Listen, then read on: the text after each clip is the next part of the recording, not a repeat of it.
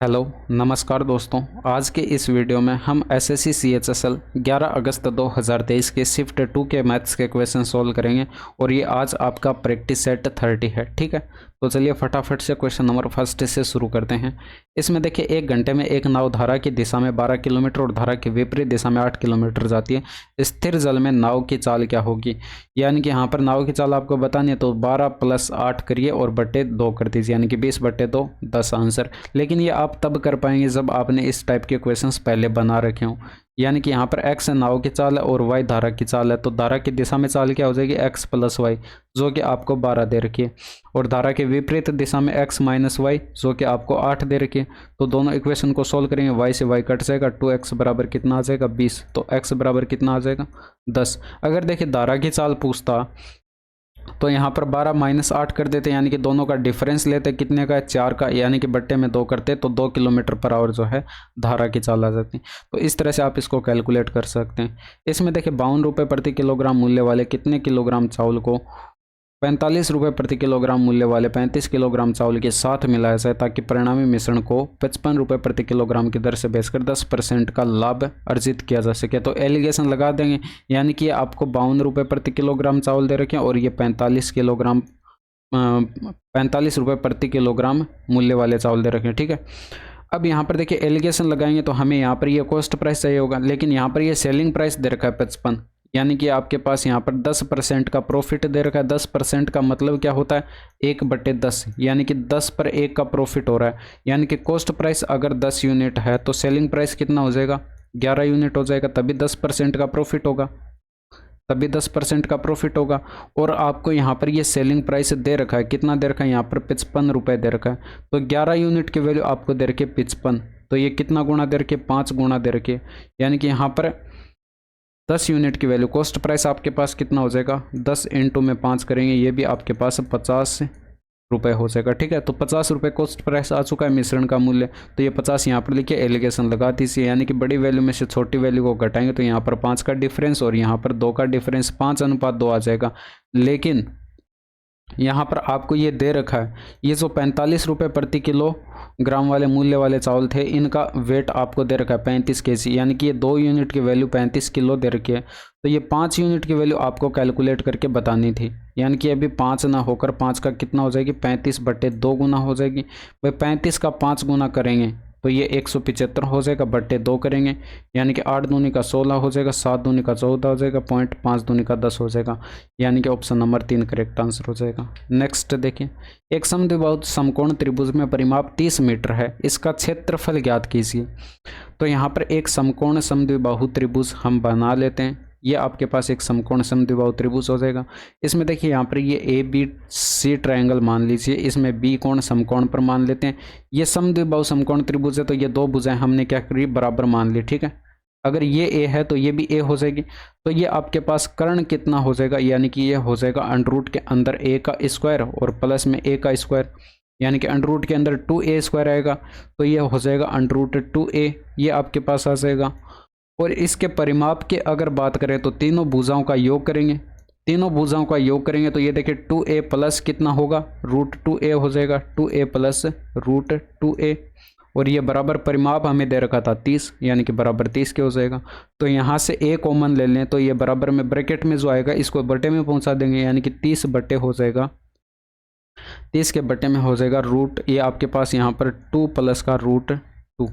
ठीक है, तो इसका हम क्या कर देते हैं प्रमेयकरण कर देते हैं, यानी कि 2 - √2 से ऊपर नीचे गुणा कर देते हैं, 2 - √2 से ऊपर नीचे गुणा कर देते हैं। तो यहाँ पर देखिए A बट्टे में जो है A + B और A - B का फॉर्मूला लग रहा है, यानी कि ऊपर हो जाएगा ये 30 और इनटू में हो जाएगा 2 - का √2 और ये बट्टे में हो जाएगा देखिए 4 - 2, यानी कि 2 का स्क्वायर 4 और -2 करेंगे तो ये आपके पास 2 बचेगा, ये आ जाएगा 15 इनटू में 2 - का √2।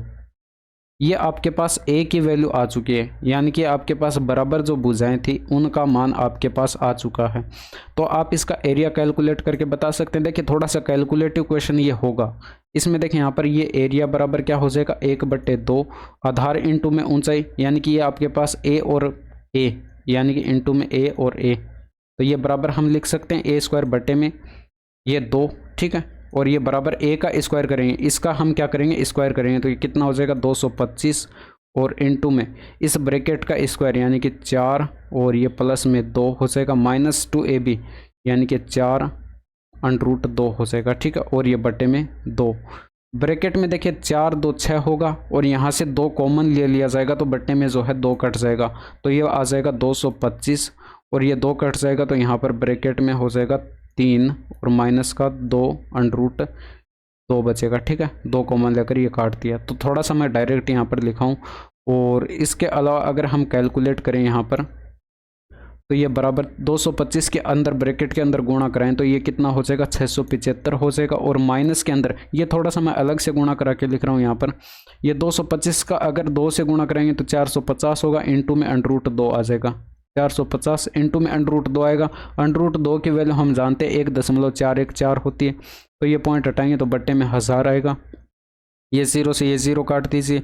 अब 45 को हम लिख सकते हैं 9 इंटू में 5, तो पहले 5 से गुणा करा देते हैं हम ऊपर, तो ये आपके पास 500 के 20 हो जाएगा, हासिल 2 ये 7, 500 के 20 हासिल 2 ये 7, ये आपके पास आ जाएगा। और यहाँ पर गुणा में 9 होगा और बटे में 1000 ये 100 बटे में 100, तो ये 0 से ये 0 कट जाएगा। 9 से और गुणा करा देते हैं तो 9 सत्ते 63 और फिर 9 सत्ते 63 बटे में 10 था यानी कि एक स्थान पर दशमलव आ जाएगा, तो 636.3 हम इसमें से घटाएंगे 636.3। अब देखिए 636 अगर इसमें से घटाते हैं तो यहाँ पर ये 39 बचता, लेकिन ये 0.3 और घटाएंगे तो ये 38.7 बचेगा, जिसे हम लगभग में लिख सकते हैं 39। तो काफ़ी ज़्यादा कैलकुलेटिव क्वेश्चन था ये, आपके पास क्वेश्चन नंबर 3 था, ठीक है। नेक्स्ट देखिए, एक दुकानदार मूल्यों की एक सूची जारी करता है जो सीपी से 60% अधिक है, वह 20% की छूट देकर अपनी वस्तुएं बेच देता है, वह वास्तव में कितना लाभ अर्जित करता है। देखिए 60% का मतलब क्या हो जाएगा 3/5 यानी कि 5 अगर कॉस्ट प्राइस है, 5 यूनिट कॉस्ट प्राइस है तो मार्क प्राइस कितना हो जाएगा 3 यूनिट अधिक यानी कि 8 यूनिट रहा होगा। 20% की छूट दी गई है यानी कि 1/5 इसके फ्रैक्शन वैल्यू यानी कि 5 पर 1 की छूट दी गई, तो सेलिंग प्राइस कितना हो जाएगा भाई 8 गुणा ये 4/5 कैलकुलेट कर लेंगे तो 5 ये 800 के 32 हो जाएगा और बटे में 5 करेंगे तो ये 5 6 के 30 हो जाएगा, 500 के 20 हो जाएगा यानी कि 6.4 आ जाएगा। तो देख लीजिए कितने का प्रॉफिट हो रहा है, यानी कि 1.4 का प्रॉफिट यहाँ पर हो रहा है। तो 1.4 का प्रॉफिट हो रहा है कितने पर 5 पर, और गुणा कर देते हैं 100 से, ये आपको साफ साफ दिखाई पड़ रहा है बराबर 28% आएगा। देखिए करके देखने की कोई ज़रूरी नहीं है, यहाँ पर देखिए पॉइंट हटाएंगे तो ये 0 से 0 कटेगा, 5 दूनी का 10, 14 दूनी 28, ये सीधे डायरेक्ट दिमाग में भी इतना कैलकुलेट कर सकते हैं, ठीक है। नेक्स्ट देखिए, 16 सेंटीमीटर व्यास वाले एक वृत्त का केंद्र O है, Q वृत्त के बाहर एक बिंदु है और QS बिंदु S पर वृत्त की स्पर्श रेखा है। यदि OQ बराबर 17 सेंटीमीटर है तो स्पर्श रेखा QS की लंबाई क्या होगी। यानी कि यहाँ पर एक सर्किल आपको दे रखा है जिसका केंद्र O दे रखा है, इसका केंद्र O दे रखा है और वृत्त के बाहर बिंदु कोई मान लीजिए Q है। इस बिंदु Q से अगर हम इस वृत्त पर एक स्पर्श रेखा खींचते हैं तो ये स्पर्श रेखा इस वृत्त को जिस बिंदु पर स्पर्श करती है उसे इस क्वेश्चन में बताया गया वो बिंदु है S, ठीक है। ये आपके पास QS स्पर्श रेखा हो जाएगी।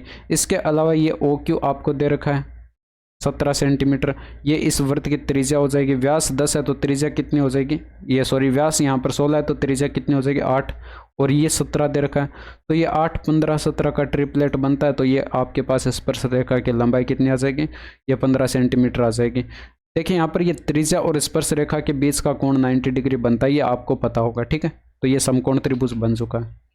इसमें देखिए आपको दे रखा है और इसका मान कैलकुलेट करके बताना है। ध्यान दीजिएगा यहाँ पर देखिए माइनस का चिन्ह नहीं दे रखा है, माइनस का चिन्ह दिया होता तो एक फॉर्मूला अलग होता है हमारे पास, वो यूज़ करते हैं, ठीक है। लेकिन यहाँ पर प्लस दे रखा है तो हम क्या करते हैं इस ब्रैकेट को खोलते हैं, इन तीनों ब्रैकेट को खोलते हैं तो देखिए यहाँ पर A² रहेगा plus B² plus C² plus A², यानी कि सभी जो है डबल डबल हो जाएंगे, यानी कि 2A² हो जाएगा प्लस 2B² हो जाएगा प्लस 2C² हो जाएगा। तो ये सारी चीज़ें दिमाग में रखेंगे और 2 कॉमन ले लेंगे, A² प्लस B² और प्लस का C² ब्रैकेट में बचेगा। इसके अलावा यहाँ पर देखिए 2AB आएगा, यहाँ पर 2BC आएगा और यहाँ पर 2CA आएगा, यानी कि यहाँ पर भी हम क्या कर लेते हैं 2 कॉमन ले लेते हैं और ब्रैकेट में बचेगा AB प्लस का BC और प्लस का CA। अब जो वैल्यू आपको दे रखे हैं उनका मान रख दीजिए, यानी कि आपके पास यहाँ पर 115 दे रखा है, ये 115 यहाँ पर रखेंगे मल्टीप्लाई में और प्लस में 2 इंटू में। इसका मान देखिए यहाँ पर आपको दे नहीं रखा है, तो इसका मान कैसे कैलकुलेट करेंगे। फॉर्मूला मैंने आपको बता रखा है पीछे, a प्लस का b प्लस का c का होल स्क्वायर और ये बराबर होता है a square plus b square. देखिए मैं ये फॉर्मूले लिख रहा हूँ, यहाँ पर आपको ये फॉर्मूले एग्जाम में तो लिखने नहीं है, तो यहाँ पर ये थोड़ा सा मतलब टाइम लग रहा है। और एग्जाम में देखिए डायरेक्ट वैल्यू पुट करके आप कैलकुलेशन करेंगे सीधे। ये होता है ए बी प्लस का बी सी और प्लस का सी ए। अब यहाँ पर वैल्यू पुट कर देंगे, यहाँ से इस ब्रैकेट की वैल्यू आपको कैलकुलेट करनी थी। और इसके अलावा यहाँ पर जो है ये आपको दे रखा है, यहाँ पर इसका मान आपको दे रखा है कितना 115 और इसका मान आपको दे रखा है कितना 17। तो 17 का स्क्वायर करेंगे देखिए 289 होगा और ये माइनस हो जाएगा 115 इधर आकर 115 और ये 2 इधर बट्टे में आ जाएगा यानी कि बट्टे में 2। ये आपके पास इसका मान आ जाएगा ए बी प्लस का बी सी प्लस का सी ए बराबर आ जाएगा। यानी कि ऊपर डिफरेंस अगर देखें तो ये कितने का है, ये 74 174 का आपको डिफरेंस दिखाई पड़ रहा है और डिवाइड कर देंगे 2 से, तो ये 8 दूनी का 16 हो जाएगा और ये 7 दूनी का 14 87 आएगा, 87 आ जाएगा। अब यहाँ पर देखिए ये 2 ये आपके पास 230 हो जाएगा और ये प्लस में ये फिर से 174 हो जाएगा। जब आप इन दोनों को ऐड करेंगे तो ये आपके पास 404 जो है ये करेक्ट आंसर आ जाएगा, ऑप्शन नंबर सेकंड। नेक्स्ट देखिए, इनका देखिए तृतीय समानुपाती आपको बताना है, तो चाहे तो आप फॉर्मूले से बता सकते हैं, अदरवाइज यहाँ पर देखिए डायरेक्ट अगर आप सोच पा रहे हैं तो ये इसका कितना गुना दे रखा है, ये 5/2 गुना दे रखा है, तो इसका भी 5/2 गुना करते हैं तो यहाँ पर 50 आपके पास करेक्ट आंसर आ जाएगा। अदरवाइज यहाँ पर देखिए फॉर्मूला तो आपके पास है ही, यहाँ पर ये आपके पास सी, अगर ये तृतीय समानुपाती सी है तो ये बराबर बी स्क्वायर अपॉन ए होता है, ठीक है। ये बी का मान और ये ए का मान वैल्यू पुट कर दीजिए, यानी कि ऊपर 20 इंटू में 20 और बट्टे में 8 हो जाएगा। ये 4 से कटेगा देखिए यहाँ पर 5 आ जाएगा और बट्टे में 2 आएगा, 2 से ये 10 बार कट जाएगा यानी कि बराबर 50। ऐसे भी आपके पास आंसर आ जाएगा। नेक्स्ट देखिए, ए ने 2 वर्ष के लिए 8% साधारण ब्याज पर 1,56,250 जमा की। यदि समान ब्याज दर पर वार्षिक रूप से संयोजित चक्रवर्ती ब्याज में यह धनराशि निवेश की जाती है तो 2 वर्षों के अंत में ए के खाते में कितनी अधिक धनराशि होगी। देखिए यहाँ पर आप क्या करेंगे, इसका यहाँ पर साधारण ब्याज कैलकुलेट करेंगे और इसी राशि पर जो है आप यहाँ पर 2 वर्ष के लिए कंपाउंड इंटरेस्ट यानी कि चक्रवर्ती ब्याज कैलकुलेट करेंगे 8% की रेट ऑफ इंटरेस्ट से, और दोनों का डिफरेंस देखेंगे तो 1000 ही आपके पास आएगा। लेकिन यहाँ पर देखिए कंपाउंड इंटरेस्ट और सिंपल इंटरेस्ट का 2 साल के लिए डिफरेंस का फॉर्मूला भी आपके पास होता है, यानी कि यहाँ पर सिंपल इंटरेस्ट और कंपाउंड इंटरेस्ट का अगर डिफरेंस कैलकुलेट करें तो ये बराबर फॉर्मूला होता है P इंटू में R डिवाइडेड बाय 100। तो यहाँ पर इसका स्क्वायर भी होता है और यहाँ पर R की वैल्यू ये दे रखी है, P की वैल्यू ये दे रखी है, तो ये वैल्यू पुट कर दीजिए, आपके पास साधारण ब्याज और चक्रवर्ती ब्याज का डिफरेंस आ जाएगा। ये आपके पास वैल्यू दे रखी है 1,56,250 और इनटू में देखिए आर की वैल्यू यहाँ पर 8 रखेंगे, मैं साइड में करके दिखा देता हूँ। 8/100 यानी कि ये 4 से कटेगा 2/25 आएगा और 2/25 का यहाँ पर स्क्वायर करेंगे तो ये आपके पास हो जाएगा 4/625। 625 25 का स्क्वायर होता है और ये यहाँ पर 0 भी था, ठीक है, ये पी में, तो यहाँ पर ये 0 हो जाएगा। और यहाँ पर देखिए 15,625 जो है ये 25 का क्यूब होता है, तो यहाँ पर ये कटेगा, ये 25 आ जाएगा, लेकिन एक 0 भी है तो ये 250 आ जाएगा और 250 का 4 गुना कितना होता है 1000, यानी कि option number second correct answer हो जाएगा। रंजीत 1 किलो आलू 20 रुपये में खरीदता है और 25 में बेच देता है। वह आलू बेचते समय 1 किलो के स्थान पर 800 ग्राम के बाट का उपयोग करता है। 1 किलो आलू की बिक्री पर रंजीत का वास्तविक लाभ प्रतिशत कितना होगा। देखिए एक साइड लिखिए कॉस्ट प्राइस और एक साइड लिखिए सेलिंग प्राइस। यहाँ पर यह आपको लिखना नहीं, ये दिमाग में रख सकते हैं। 20 की वस्तु थी, ये 25 में बेची है, ठीक है। और यहाँ पर पैसे ले रहा है 1 किलो के पैसे ले रहा है, यानी कि 1000 ग्राम होते हैं, ये हम लिखेंगे सेलिंग प्राइस के नीचे। और अपने पास से कितना दे रहा है 800 ग्राम, ये हम लिखेंगे कॉस्ट प्राइस के नीचे, यानी कि 800 ग्राम दे रहा है। तो रेशियो बना लीजिए और यहाँ पर सोल्व कर लीजिए। तो रेशियो जब हम यहाँ पर बनाएंगे तो देखिए यहाँ पर ये 3 0 से ये 3 0 कट जाएंगे, ठीक है। ये 8 दूनी का 16 हो जाएगा और ये 25 आ जाएगा। तो देख लीजिए प्रॉफिट यहाँ पर कितने का हो रहा है, 9 यूनिट का प्रॉफिट हो रहा है, कितने पर 16 पर। गुणा कर देते हैं 100 से, तो 4 से कटेगा ये 25 हो जाएगा, 4 से कटेगा ये 4, बराबर कितना हो जाएगा 225 और बटे में 4, 4 का भाग लगाएंगे तो 500 के 20 हो जाएगा, 600 के 24 हो जाएगा, एक बचा 4 दूनी का 8 और 4 पंचे 20 हो जाएगा, यानी कि option number second correct answer. Next देखिए, इसमें देखिए P और 12 का तृतीय समानुपात ज्ञात कीजिए जब ये समान अनुपात में मतलब पी का ये 8 का पी के साथ रेशियो और ये बराबर हो जाएगा 16 का 18 के साथ रेशियो, यानी कि 16 का 18 के साथ अनुपात, तभी ये समान अनुपात में होंगे। यहाँ पर ये 2 से काटेंगे 8 आ जाएगा, 2 से काटेंगे 9 आ जाएगा। ये 8 से देखिए ये 8 कट जाएगा, ऊपर 1 बचा, तिरछा गुणा कराएंगे तो ये 9 हो जाएगा और इधर ये आपके पास पी हो जाएगा, यानी कि पी बराबर कितना आ चुका है, 9 आ चुका है। तो ये यहाँ पर 9 रखेंगे। अब अगर आप यहाँ पर डायरेक्ट सोच पा रहे हैं, यहाँ पर ये कितना गुणा दे रखा है, ये आपके पास बट्टे 3 और गुणा 4, यानी कि 4/3 गुणा दे रखा है। तो इसका भी क्या कर देते हैं 4/3, यानी कि 16 हो जाएगा आपके पास करेक्ट आंसर। अदरवाइज पीछे जो हमने फॉर्मूले से कैलकुलेट किया था उस तरह से आप कैलकुलेट कर सकते हैं। यहाँ पर ये आपके पास सी बराबर हो जाएगा b² ये आपके पास b है और ये a है, तो ये b का मान रखेंगे 12 × में 12 और बटे में 9। 3 से ये कटेगा 4 बार और फिर 3 से यहाँ पर बटे में 3 आएगा, ये 3 से 1 बार और कट जाएगा 4 बार, ठीक है। 4 चौके 16 हो जाएगा। तो ऑप्शन नंबर 4 जो है करेक्ट आंसर होगा। एक वस्तु को अंकित मूल्य के 3/7 पर बेचने पर 30% की हानि होती है। वस्तु के अंकित मूल्य और क्रय मूल्य के बीच अनुपात क्या है। देखिए अंकित मूल्य के 3/7 यानी कि अंकित मूल्य मार्क प्राइस को MP मान लेते हैं हम, इसका 3/7 इतने में बेचने पर यह विक्रय मूल्य हो जाएगा। 30% का लॉस, यानी कि यहाँ पर 3/10 इसके फ्रैक्शन वैल्यू, यानी कि 10/3 का लॉस हुआ। और हम लॉस कॉस्ट प्राइस पर कैलकुलेट करते हैं, ठीक है। तो यहाँ पर ये देखिए 7/10 कैलकुलेट कर लेंगे, कॉस्ट प्राइस का 7/10 कैलकुलेट कर लेंगे तो ये भी क्या होगा, विक्रय मूल्य होगा और ये आपस में क्या होंगे, बराबर होंगे। तो यहाँ से मार्क प्राइस और कॉस्ट प्राइस का रेशियो बता सकते हैं। ये कितना हो जाएगा, 7×7 = 49 हो जाएगा और बटे में 30, ऑप्शन नंबर सेकेंड। नेक्स्ट देखिए, इसमें देखिए एक ट्रायंगल दे रखा है ABC, इसमें BD परपेंडिकुलर है AC के। पहले इतना बना लेते हैं। ये मान लीजिए आपके पास एक, ठीक है, ये आपके पास ABC एक ट्रायंगल दे रखा है, ये समकोण त्रिभुज बना दिया क्या। ये आपके पास ABC एक ट्रायंगल दे रखा है A, B और C, और यहाँ पर जो है B से C पर एक परपेंडिकुलर खींचते हैं हम यहाँ पर, ये B से C पर, ठीक है। ये लंबवत इसको यहाँ पर D पर प्रतिच्छेद करता है, D पर प्रतिच्छेद करता है BD।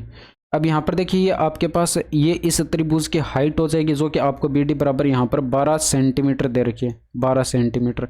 और इसके अलावा AD बराबर 6 सेंटीमीटर दे रखी है और CD बराबर यहाँ पर 4 सेंटीमीटर दे रखा है। तो ट्रायंगल ABC का क्षेत्रफल ज्ञात कीजिए, यानी कि इस पूरे त्रिभुज का क्षेत्रफल आपको बताना है। तो अगर हम पूरी AC भुजा की अगर बात करें तो ये कितनी हो जाएगी, यहाँ से लेकर यहाँ तक 4 और 6 10 सेंटीमीटर हो जाएगी।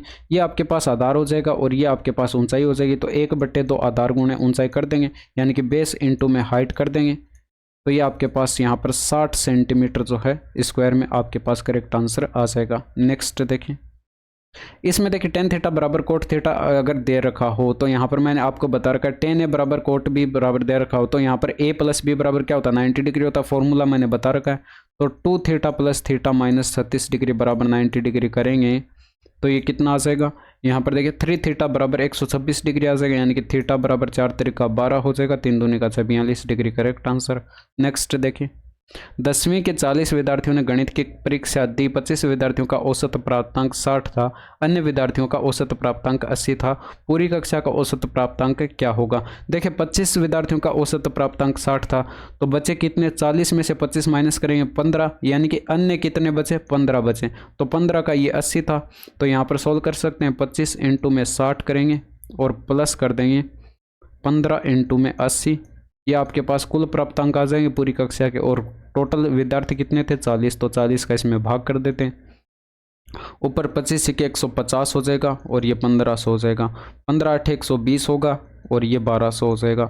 ऐड करेंगे तो ये आपके पास 2700 हो जाएगा और डिवाइड 40, यानी कि 0 से 0 कट जाएगा और 6 चौके 24 हो जाएगा, 3 बचा, 7 चौके 28 हो जाएगा और फिर यहाँ पर 2 बचा, 5 चौके 20 हो जाएगा पॉइंट लगाकर, ऑप्शन नंबर सेकेंड। इसमें देखिए tan 90 - थीटा आपको ये दे रखा है तो इसका मान कैलकुलेट करके बताना। ये जो है यहाँ पर cot थीटा में कन्वर्ट हो जाएगा और cot थीटा बराबर आपके पास यहाँ पर 2/√3, तो tan थीटा बराबर आप लिख सकते हैं √3/2। तो ये वैल्यू यहाँ पर पुट कर दीजिए, यानी कि 2√3 इंटू में √3/2, यानी कि 2 से 2 कैंसिल और प्लस में 1, तो ये लिख सकते हैं 3 + 1 बराबर कितना हो जाएगा, 4, ऑप्शन नंबर 4। इसमें देखिए ए एक काम को 18 दिनों में और बी उसी काम को 24 दिनों में कर सकता है। यदि वे इस पर साथ मिलकर 5 दिनों तक काम करते हैं तो काम कितना अंश शेष रह जाएगा। इसमें दे रखा है ए जो है ये 18 दिनों में और बी जो है ये 24 दिनों में।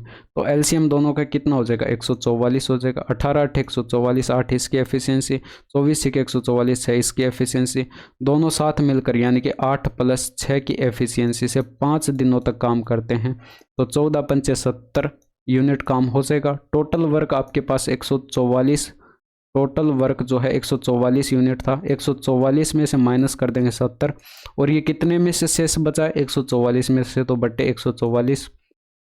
ऊपर डिफरेंस देख लीजिए कितने का, यहाँ पर ये आपके पास 30 और ये 74 का डिफरेंस और बटे में 144 और यहाँ पर ये 2 से कट रहा है ऊपर आ जाएगा 37 और बटे में 7 दूनी का 14 2 दूनी का 4। ऑप्शन नंबर 4 करेक्ट आंसर हो जाएगा।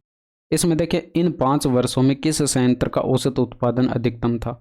तो यहाँ पर जो है औसत देखिए कैलकुलेट करेंगे तो आपको यहाँ पर टोटल करना पड़ेगा और जिसका टोटल सबसे ज़्यादा होगा वहाँ पर औसत भी सबसे ज़्यादा होगा।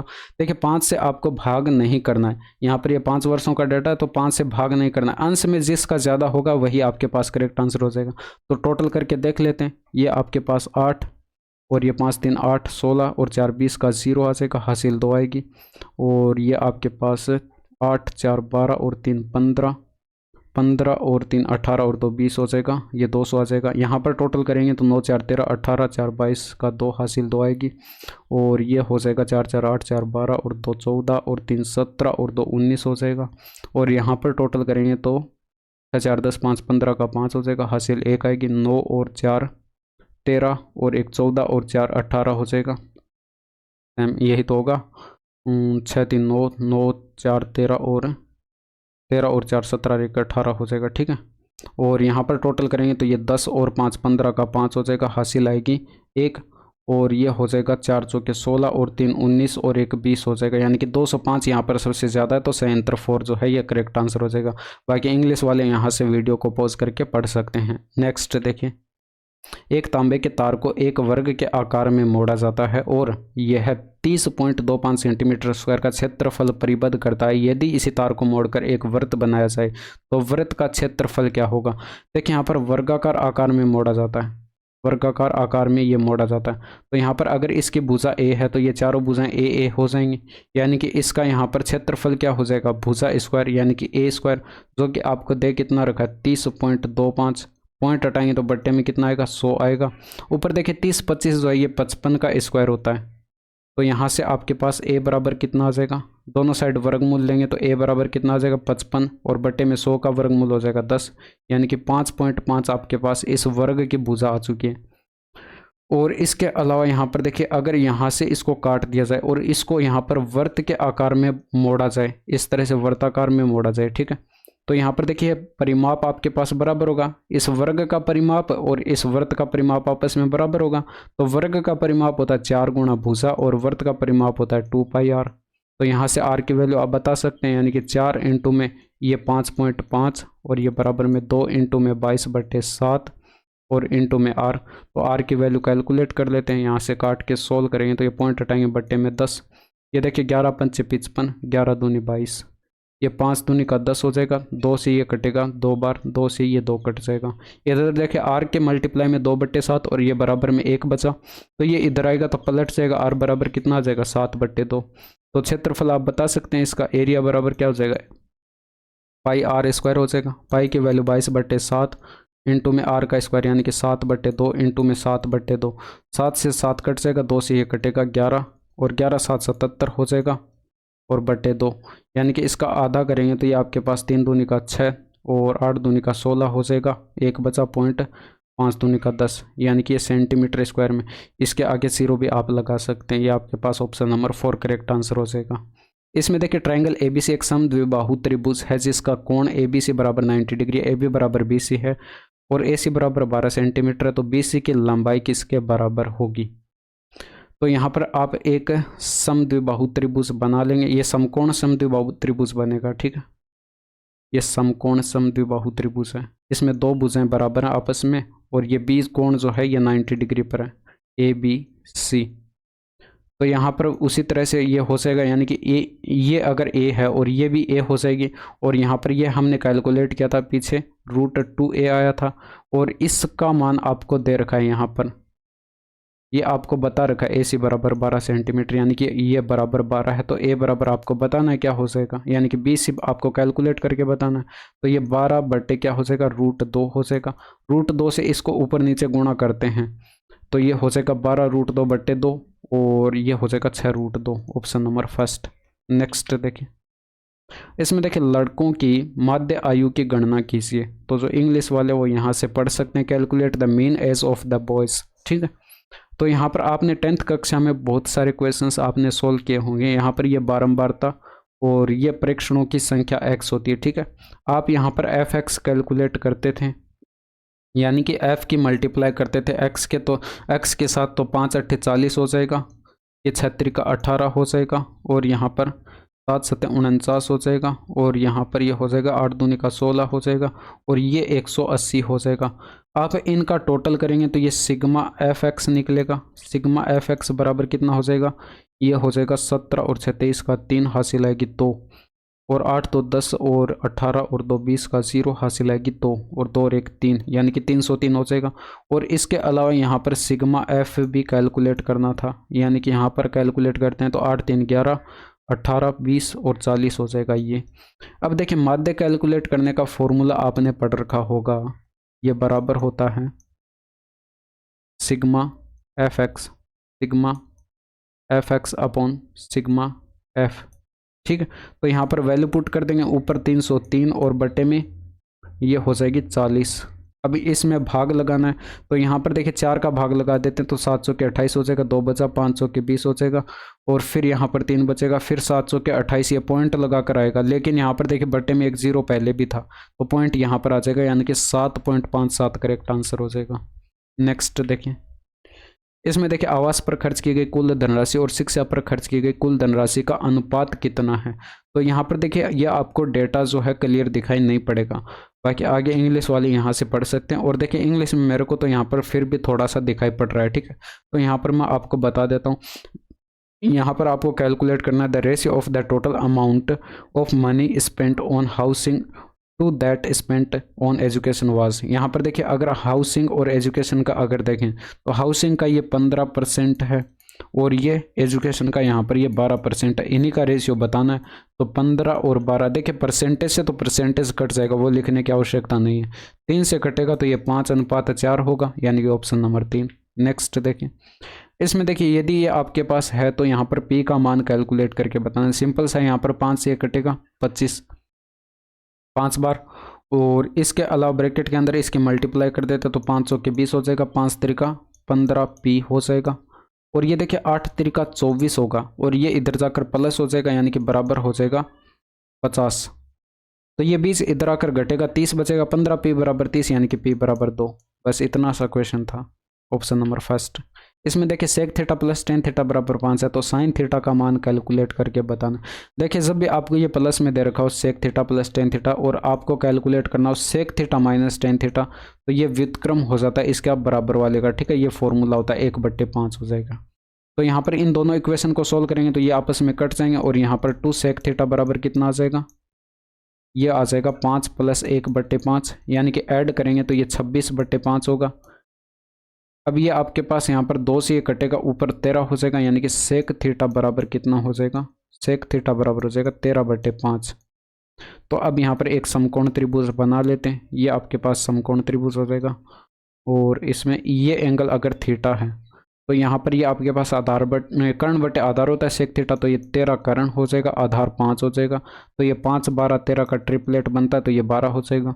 तो साइन थीटा बराबर बता सकते हैं ये लंब बटे कर्ण, यानी कि 12/13 आपके पास करेक्ट आंसर हो जाएगा। नेक्स्ट देखिए, इसमें देखिए निम्न को सरल करके आपको बताना है। इसमें एक फॉर्मूला होता है आपके पास a + b का होल स्क्वायर हो और प्लस में a - b का होल स्क्वायर हो, तो ये बराबर होता है 2 × में a² प्लस का b²।